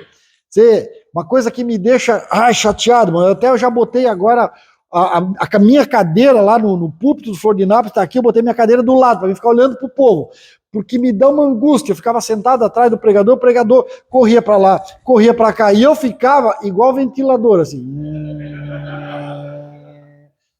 Me dá angústia isso. Uma vez ou outra, você pode vir até a frente e tal, falou aqui, mas fica aqui, o teu local é em frente ao púlpito, né? Então, falta de unidade corporal. Os ouvintes do sermão pregado perdem o interesse pelo recado do pregador quando ele começa a chutar versículo, começa a correr demais. Essas coisas que fazem hoje, não, você não me entendeu, eu vou repetir novamente. Para com isso, eu entendi, eu não sou burro, não sou surdo, minhas orelhas estão limpas, só prega, não faz gracinha com a igreja, não fica contando piadinha, eu vou fazer uma pegadinha com a igreja. Você foi convidado para pregar, repita depois de mim. Para com isso, eu estou aqui para te escutar, agora eu vou ter que estar pregando para você, me ajude a pregar também. Que você está ganhando pago para pregar, meu filho, vá pregue aí, cala a boca, vai-se embora. Entendeu? Não faz essa bobiçada, irmão. Vá para a Bíblia, pelo amor de Deus, Bíblia. Para, não faz gracinha, não conta piada, não faz pegadinha, não fica com essas, como é que a gente fala? Chavão, de repita isso, toque no seu irmão. Eu me lembro, às vezes, eu congreguei na sede, e às vezes estava o pastor Edson Fornazari, estava também o evangelista Eduardo, nós estávamos lá em pé, e o pregador dizia assim, agora você vai virar para o irmão que está do seu lado, vai olhar no fundo do olho dele, e vai dizer, meu irmão, eu te amo. Eu dizia, não se coça, não olha para mim, que quem me ama assim é só minha esposa e talvez meus filhos. Por favor, minha mãe, né? Esse negócio que você não me ama tanto assim. Se você me amasse, você já tinha me convidado para comer churrasco na sua casa umas 10 vezes já. Você nunca me convidou para comer churrasco na sua casa. Vai lá com essa bobiça de que você me ama. Você me ama só para salvação e deu para bola. Deu. Então, pregador só tem 40 minutos, irmão. 30 minutos. E gasta 20 com firula, pelo amor de Deus. Entrega a carteirinha e vai sentar se não tem palavra. Irmãos, eu estou aqui hoje, mas nem devia estar porque não me preparei. Então desce. Simples. Eu já disse, eu já me levantei mais de uma vez e fui do lado do pregador e disse, não tem palavra, entrega o microfone que eu termino. Não tem dificuldade nenhuma. Começa, porque a igreja não ora, porque a igreja é isso, porque essa igreja é ruim. Peraí. Primeiro que não foi ele que morreu, foi Jesus que morreu pela igreja. Segundo, que estou pastor da igreja. Então, eu não permito que ninguém venha aqui bater na minha igreja. Não, senhor. Porque o noivo vai cobrar de mim. Eu sou amigo do noivo. E eu estou aqui para cuidar dela. Se ficar bater na igreja, vai se ver comigo. Não dou. Por isso que eu tenho uma dificuldade para convidar pregador de fora, irmão. Tenho uma dificuldade, porque se eu convido, eu tenho que me responsabilizar pelas coisas que ele faz, né? Então, por favor, então não tem essa falta de unidade. Outra coisa, falta de vivência real do pregador na fé cristã. Que aqui com o microfone, como diz o pastor Ezequiel, com o sorvetão na mão, é doce. Te fala, mas o pior que pode acontecer ao pregador do evangelho é esse proclamar as verdades libertadoras de Cristo e ao mesmo tempo levar uma vida arraigada no pecado e total desobediência aos princípios da palavra de Deus. Neste ponto é necessário que o pregador faça como o apóstolo Paulo: sede meus imitadores, como eu também sou de Cristo, né? Outra questão é a falta de aplicação prática às necessidades existentes da igreja. Isso aqui, meu irmão, os da nova geração perguntar para que serve esse negócio ali, né? Esse tijolo ali. Alguém aí carregou isso aqui do lado da cintura? Tinha que amarrar o cinto mais forte porque caía, né? Mais ou menos isso. Então, é que nem a história lá dos poderes legislativos, executivos, judiciários. Para que serve isso para a igreja? Não serve para nada. Toda mensagem. Escute, o Sérgio, eu tenho uma mensagem que eu gosto muito. Eu tenho muitas mensagens, mas tem uma assim que eu sou apaixonada. Eu não vou falar para você porque talvez você vai me convidar a pregar na tua igreja, daí você já sabe, né? Talvez um dia eu pregue em algum lugar que você esteja. Preguei ela umas 5, 6 vezes já. Essa mesma mensagem eu já preguei num encontro que era uma posse de despedida de obreiro em 10 minutos. 10 minutos eu preguei ela. Essa mesma mensagem eu preguei numa cidade próxima aqui, era um congresso de jovens, quando foi 7h42. 19h42. Já tinham cantado vindo da harpa, tinham feito a apresentação, leitura, oração, bem-vindo. 7h42. O pastor deu para um cantor cantar ali, fizeram o trabalho da arrecadação das ofertas, e disse para mim: quando o cantor terminar, o microfone é seu. Você tem até as 9 horas para pregar. Então, eu, descontando os 5, 6 minutos do pregador ali, eu tinha 1h15 para pregar uma mensagem. E a mensagem que Deus tinha me dado por acaso era aquela mensagem. Eu preguei ela em 1h15. Eu consegui pregar ela em 1h15. Nós temos que estar prontos a falar o texto bíblico em 10 minutos, 5 minutos. Eu já vi pregador, amigo meu, chegar num congresso 8:50, passar no microfone para ele dizer assim: meus irmãos, isso não é mais hora de passar para o pregador. Eu vou ler um texto aqui, fazer uma oração e vamos encerrar. Falta de decoro, falta de bom senso, falta de tato, falta de responsabilidade, falta de educação. Você não precisa fazer um negócio desse, você não deve fazer isso. Se deu 10 minutos, você pergunta, pastor, até que horas eu posso ir? Quando é congresso, geralmente diz, pode até 9h30, até 9h15. 25 minutos, está muito bom para você pregar. Pregue em 25 minutos, 9h15, devolva o microfone para o dirigente. Se ele estiver com uma palavra quente no coração, o dirigente sabe o que fazer. Ele vai fazer mais um apelo, falar mais alguma coisa. Se ele não estiver com a palavra, ele vai dizer, pode orar, meu irmão. Aí você tem pelo menos 10 minutos para fazer um bom convite, convidar pessoas para entregar sua vida para Jesus, convidar pessoas para fazerem um acerto com Deus, pessoas crentes já, fazer acerto com Deus. Terminou, chamou as pessoas para frente, orou pelas pessoas, agora vamos ouvir a banda cantar um louvor. Agora você já comeu, já se curou, já se lavou, tá limpinho, tá bem nutrido, certinho. Agora você larga tudo, a banda canta, você canta junto, solta o cabo da nau e navega com o remo na mão.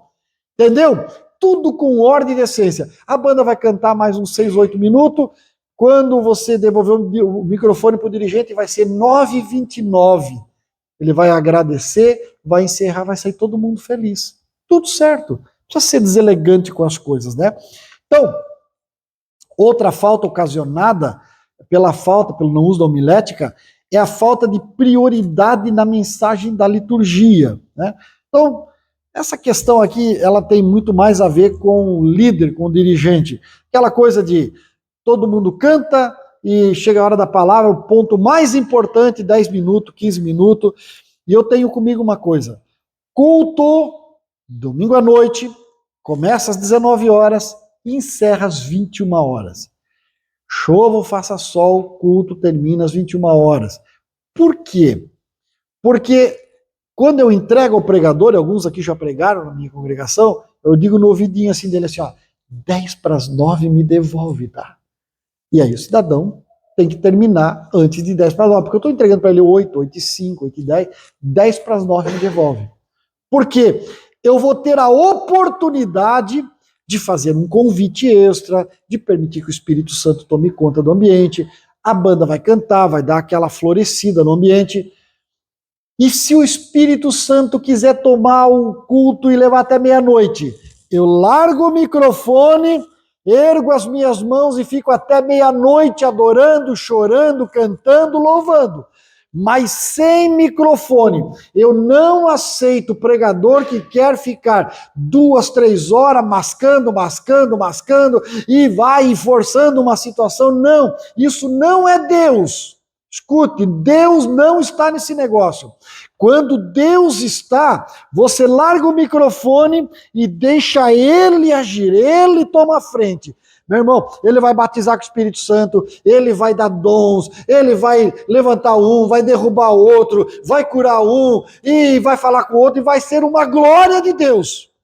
Mas deixa Ele, dê a prioridade. Liturgia precisa ser obedecida.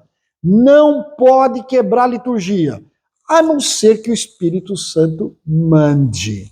Aí ele disse, eu já tive situação, você conhece a estrutura de culto de ensino, né? Culto de ensino geralmente levanta com um hino, aí faz uma oração específica, tal, canta o hino da harpa 2, talvez uma leitura, avisos, tem alguém bem-vindo e passa para a mensagem. É isso, todas as igrejas são iguais, né?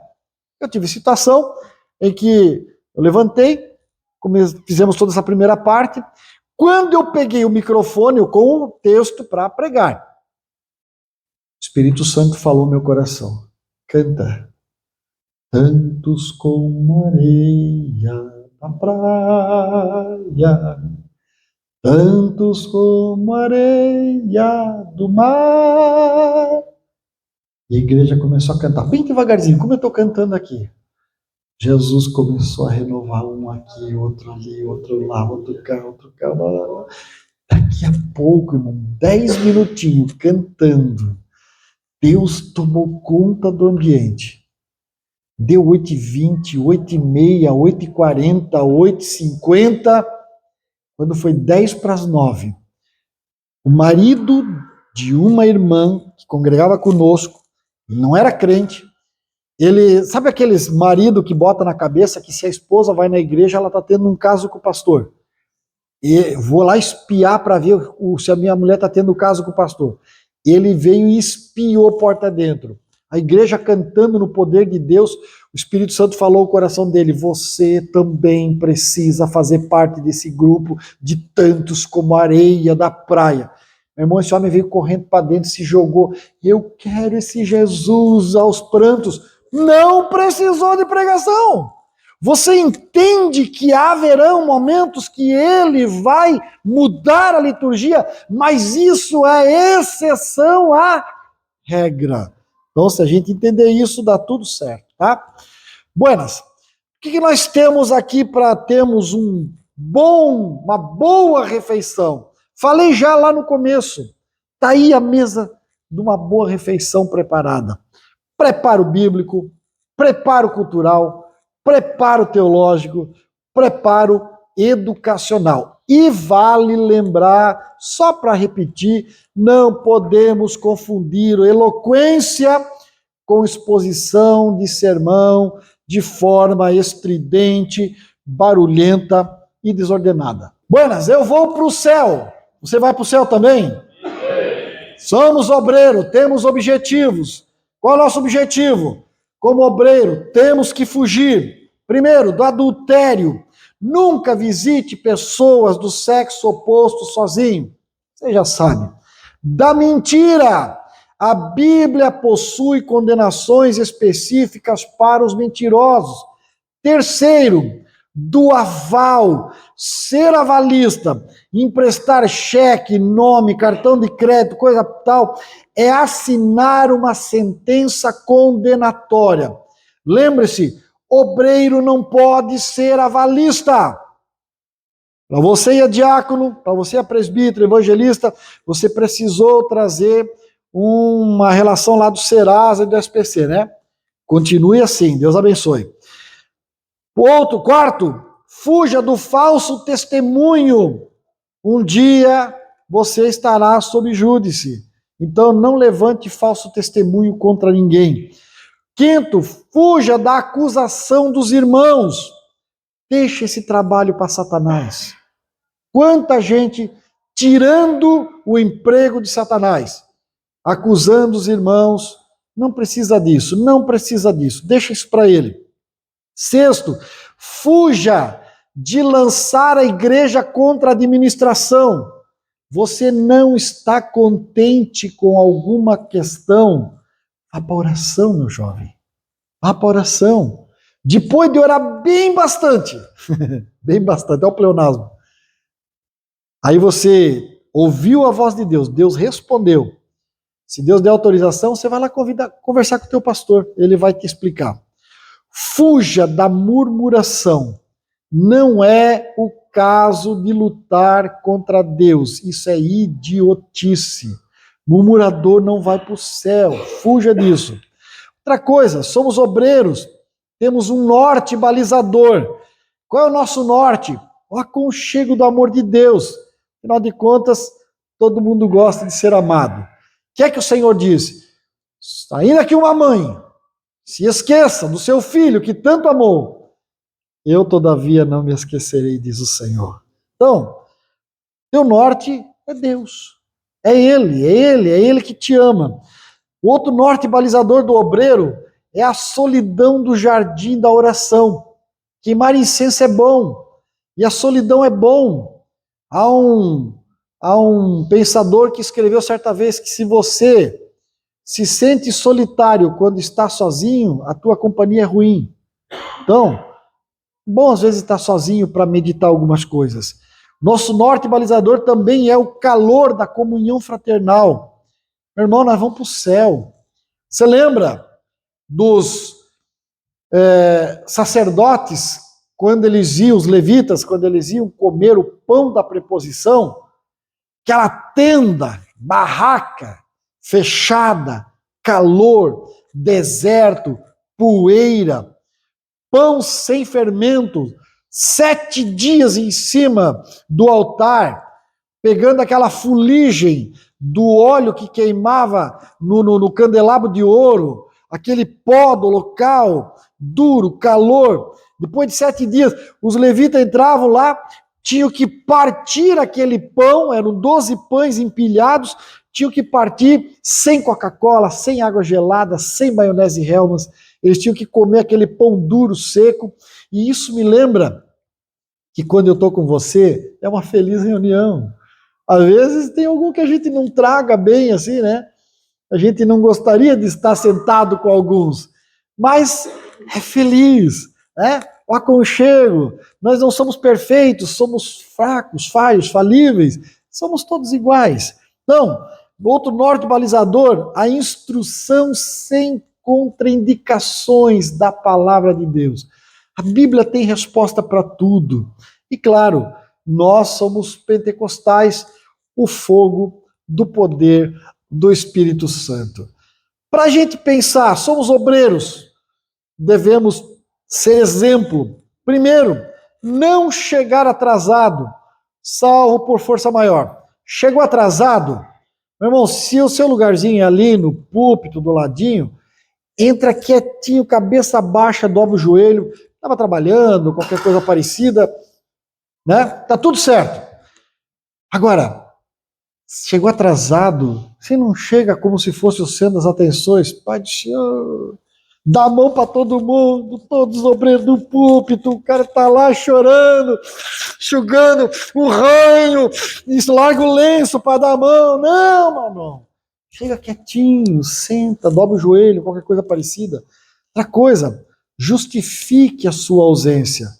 Pastor nenhum é obrigado a ter bola de cristal, até porque Jesus já nos libertou dos adivinhos.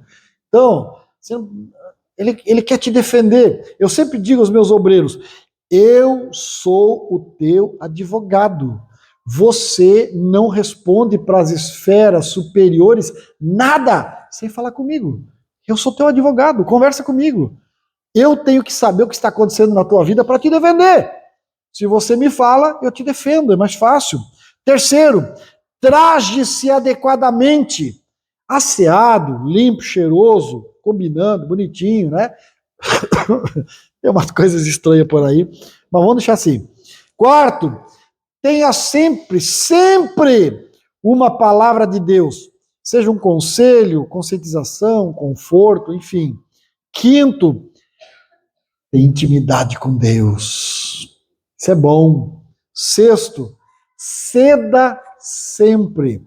Ceda o seu lugar, ceda o seu cargo, ceda nas discussões. Deixa. É com Deus. Você tá, eu tô aqui sentado no púlpito, né? Acima, na plataforma, junto com os meus obreiros. Aí chega um pastor convidado, ou nem convidado, um pastor, alguém, um líder, enfim, maior, vem me visitar. Eu não preciso pedir aos meus obreiros, levante de lugar. Alguém mesmo vai levantar lá, vai automaticamente, vai ao encontro. Eu só preciso olhar, só faça assim, ele já sabe. Ele vai lá, olha, pega a pessoa atrás, põe num lugarzinho bonitinho. Meu irmão, eu sempre digo que aqui na plataforma, lá na galeria, ou lá na porta, o Deus é o mesmo. A tua presença, ó Deus, enche o céu e a terra. Tudo vai da disposição do coração, né? Seja prestativo, porém sem ser metido. Você não é para ser metido, para estar se metendo não é chamado. Seja prestativo, foi chamado, ajude, beleza, acabou. Mas não se meta, não é assunto seu. 8, gaste somente o que tem. Igreja não é avalista. Já foi falado isso por aqui, né? Igreja não é avalista, não gaste o que não tem. 9, não falte reuniões e não deixe de prestar relatório. É uma coisa, não falte. Esteja, cada seminário. Eu tive, tomara que não seja nenhum dos senhores que esteja aqui, mas eu tive o desprazer de ouvir um obreiro mandar um áudio para mim no WhatsApp, ainda bem que eu troquei telefone e limpei tudo, não tem provas contra ninguém. Dizer para mim, eu não fiz o seminário de teologia de abril nem de novembro, porque eu pensei que era só para as irmãs. Se era seminário de teologia da ETADIO / UFADIO, em apoio da União Feminina, eu mandei vídeo, eu mandei áudio, eu mandei cartaz, eu mandei por escrito, convite, foi convidado nas reuniões. Pelo amor de Deus, não me insulte, meu irmão. Quando é dito seminário de teologia, é para todo o campo. Se dissesse seminário de mulheres, daí talvez você não fizesse parte. Mas, se você não é mulher, se você é homem, quando diz seminário de teologia, é para você também. A partir de hoje, você nunca mais falta um seminário de teologia, porque vai ser pecado se você faltar. A não ser que esteja trabalhando, esteja doente, esteja em viagem, tá? Você entendeu? Se você faltar é pecado, você é mentiroso, você está dizendo que vai e não vai. Tudo bem? Estou sendo muito duro? Não. Não, né? Não converse durante o culto, a não ser que seja estritamente necessário, né? Não fique andando, a não ser que você tome hidrotiaclorazida, aí talvez precise, né? Claro, confie sempre no velho Eliseu, ele está aí para te ajudar, tá? Sonhos, visões, revelações, profecias polêmicas, do tipo acerca de costumes, passa pela triagem do dirigente para não sofrer retaliação depois. Pois não diga que eu não avisei, né? E eu tenho essa frase do Evandro Guedes que eu gosto demais. Quanto menos pessoas souberem da sua vida e dos seus projetos, mais feliz e bem-sucedido você será. E aí, eu gosto de lembrar sempre, eu amo esta frase. Alguns se tornam inesquecíveis, porque foram uma espécie de Acabe, o pior rei de Israel. Outros, mesmo depois de mortos, ainda influenciam, porque foram como Davi, o grande rei de Israel. Tenho 10 minutos aqui, posso passar? Vocês querem ouvir ainda a oratória? Posso ir? Então vamos lá, rapidamente. Oratória, facilidade de se comunicar. Oratória nada mais é do que a arte de falar em público com eloquência, ou seja, comunicar-se de forma clara, objetiva, mantendo uma narrativa estruturada e fluente. Então, vamos lá. Algumas situações que a oratória pode ser utilizada. Na apresentação de projeto, na entrevista de emprego, na apresentação de trabalho acadêmico, em reunião de trabalho, negociação com o cliente, para vender um produto, para mediar conflito, para anunciar o evangelho, para discipular vida na vida pessoal e vai por aí afora. Você está vendo como é abrangente? É muito abrangente. Agora, há uma verdade desafiadora que deveria arder na mente de cada líder na causa de Deus. Uma igreja raramente alcança mais do que os seus líderes creem que pode realizar. Então, prepare-se. Use a Bíblia como referencial absoluto. Elabore pesquisas e anotações. Confie sempre naquele que te inspira. Dicas fundamentais de oratória. Mantenha o contato individual através dos olhos. Eu conheço um pastor, não sei se hoje ele ainda faz isso, mas ele prega assim, ó. Deus amou o mundo de tal maneira para que todo aquele que nele crê não pereça, mas tenha a vida eterna. Ele olha sempre para um ponto fixo nos caibros de cima. E é muito ruim. Olhe nos olhos. Somos todos irmãos. Olhe no olho. Isso dá credibilidade, né? Respire corretamente e use bem as pausas. Principalmente quando for fazer leitura.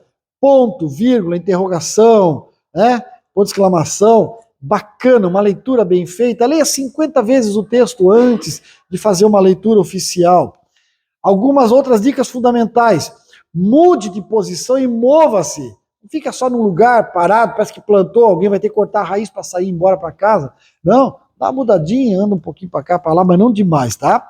Mantenha a postura corporal e cuide dos movimentos involuntários.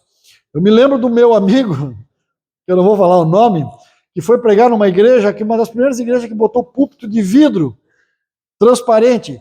E aí ele foi dar aquela arrumada. E era um congresso de círculo de oração. As irmãs ficaram assim, ah. Que coisa ruim, né? Então, cuidado com movimentos involuntários. Eu dirigi uma igreja, um presbítero, senhor de idade já, foi chamado para dar uma palavra, e ele ficou nervoso, ele começou a botar a camisa, que a camisa dele por causa da barriga, daí a camisa escapa, né? E começou a botar a camisa para dentro da calça, e foi botando o paletó para dentro da calça junto, e daqui a pouco ele botou a toalhinha do púlpito junto, e foi botando tudo para dentro aqui, falando, foi botando. Quando ele saiu, meu irmão, um copo d'água, sineta, Bíblia, vaso de flor, blá, levou tudo junto, e aquela toalha pendurada aqui do lado, ele não sabia como fazer. Então, cuidado com os movimentos involuntários, né? Use um tom de voz agradável, expressivo, para que possa ser facilmente ouvido, né?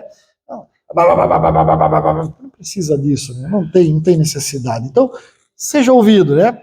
Se possível, for palestra, utilize ilustrações, audiovisuais com cores e desenhos. A nossa mente, ela assimila com muito mais facilidade. Outra coisa, varie a sua maneira de pregar e de ensinar. Você não precisa pregar sempre do mesmo jeito. Aí você pode dar uma corridinha, uma voadinha, né? Dentro da realidade, tá? Outra coisa, aposte na objetividade do seu discurso. Tudo está ligado ao tempo. Falas muito longas, cheia de rodeios, incomodo, faz a plateia perder o interesse. Portanto, evite enrolação e vá direto ao ponto, sem ser brusco nem delicado, né? No caso de lecionar, dê oportunidade para os alunos se expressarem. Eu fico preocupado quando eu vejo, às vezes, um obreiro dando aula na escola dominical e alguém faz um comentário, uma pergunta, ele diz, não me atrapalhe aqui, senão eu vou me perder. Não precisa dizer mais nada, né? Esteja preparado para discussão, debate, trabalhos em grupo. Você tem que estar aberto para essas coisas, né? Aí, nós já estamos terminando. Quero que você dissesse para mim o que você vê em comum nessas 9 fotos, ou nessas 8 fotos aí. O que você vê em comum nisso aí? Hã? Garagens. Como todos começaram. Amazon, Google, Apple, Hewlett Packard, Disney, Harley Davidson, Ford, Honda. Todos eles começaram pequenos. Todos, garagens, fundo e quintal. Né? Mesmo o seu Hiroshiro Honda, depois da Segunda Guerra Mundial, com o Japão falido, começou a fazer bicicleta e bicicleta motorizada e virou no que você sabe hoje. Nunca desista. Ninguém nasce grande. Todo mundo tem uma certeza. A certeza que ficaram 3 coisas. A certeza de que estamos começando, a certeza de que é preciso continuar, a certeza que podemos ser interrompidos antes de terminar. E se isso acontecer, o que fazer? Fazer da interrupção um caminho novo, fazer da queda um passo de dança, do medo uma ponte ou uma escola, do sonho uma ponte, da procura um encontro, e assim terá valido a pena existir. Deus abençoe você, que você seja um ótimo obreiro na casa do Senhor e que o Senhor te use de maneira especial. Amém?